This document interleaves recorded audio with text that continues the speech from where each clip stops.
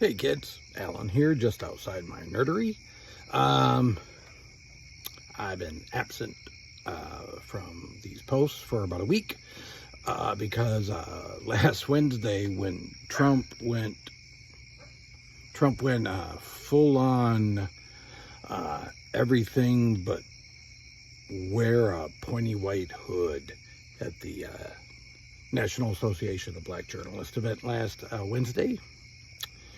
I've spent this entire week feeling every fucking second of my near 57 years of age as far as trying to figure out how to drop video clips into these videos to use as a, as an aid to fill out my rants. And after 6 days of trying, I still haven't fucking figured it out. So we'll just do a quick recap.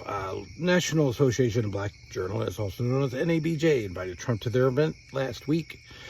He agreed, which is weird, because usually he doesn't agree to anything where he doesn't get to dictate exactly what questions would be asked of him. Typically, he only will do a sit-down face-to-face interview with a friendly face. And as long as they agree that certain things are off limits, whatnot, yada, yada, yada. Whoever talked Trump into doing this, I applaud you. Thank you for all of the momentum and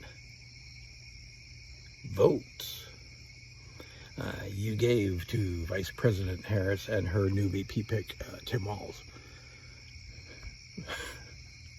By having Trump at your event and having him walk into the hornet's nest that was Rachel Scott of ABC.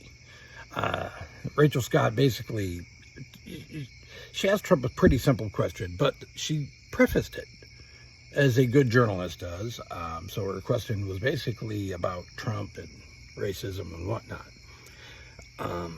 She prefaced it with, quoting some of Trump's own previous racial bullshit, from past appearances, rallies, Twitter and or Truth social posts. Truth social. So it's preface that you've said this racist shit, you've done this racist shit, is this racist shit, and this racist shit. So you are now running for president again. Why should black voters trust you, given all your racial shit? And first off, Mr. Tough Guy responds with, well, I can't believe that's how you greet me. No hello, how are you? No hello, what the fuck are you? What are you, 5? Shut the fuck up, little baby. And then he goes into this whole thing about Kamala Harris's race. This motherfucker who paints himself orange on the daily had the nerve to accuse Kamala Harris of changing colors, of changing races. I don't have the exact quote in front of me to paraphrase it. It was, I didn't know her very much, and when I did know her, just, offhandedly, like when you knew her well enough to donate money to her re-election campaign when she was Attorney General of California? Is that what you were talking? Tell me.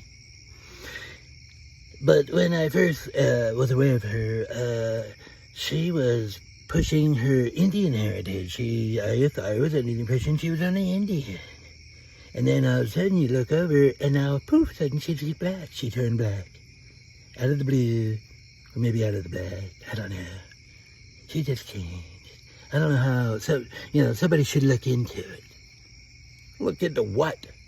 That she's a biracial person? Like, that's a crime? Or unheard of? Or odd in 2024? Hey, dumb shit. Your vice presidential pick, JD Vance, Captain Couchfucker, has biracial kids. He has kids that are both white and Hindu.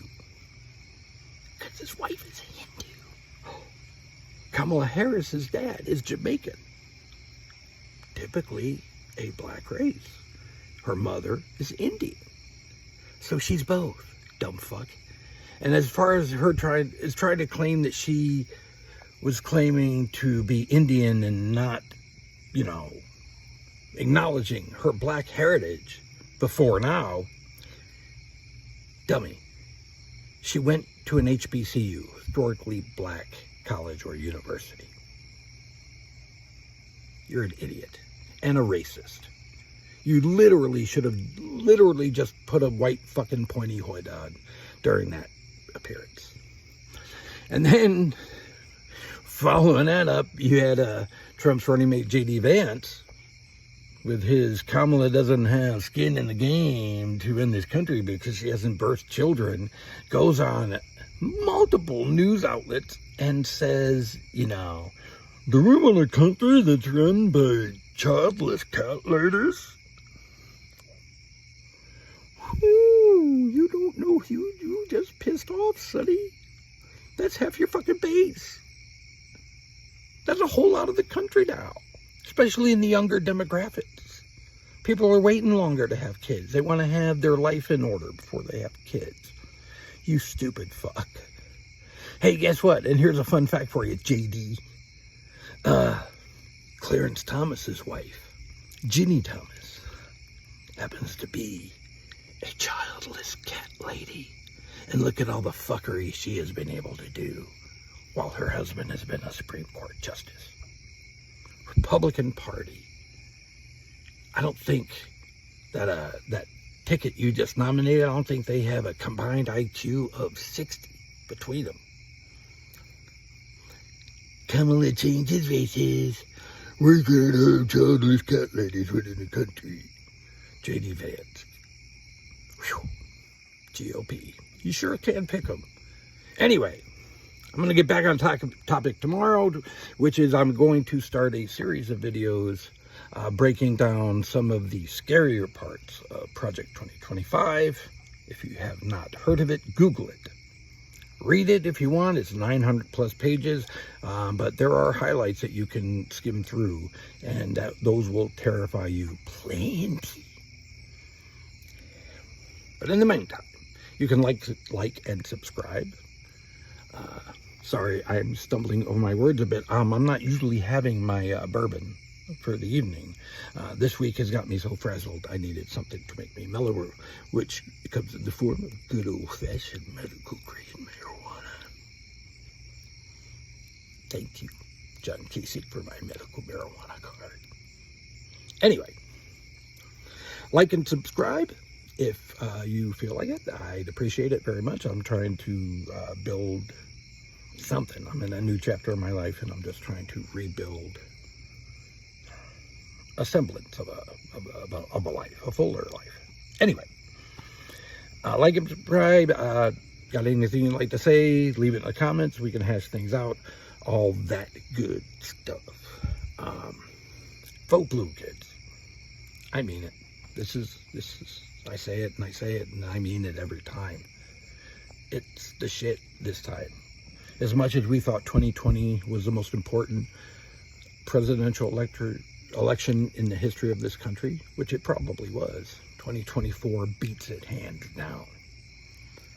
A Trump win is the end of democracy, the end of freedom as we know it.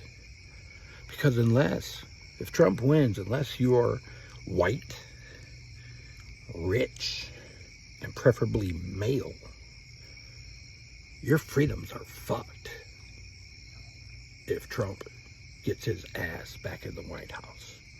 Must be stopped at all costs. Also get into VP Harris's pick for Vice President, Tim Walz. We'll talk about him a little as well on the next video. In the meantime, that'll do it for now. Till next time, kids, stay safe out there.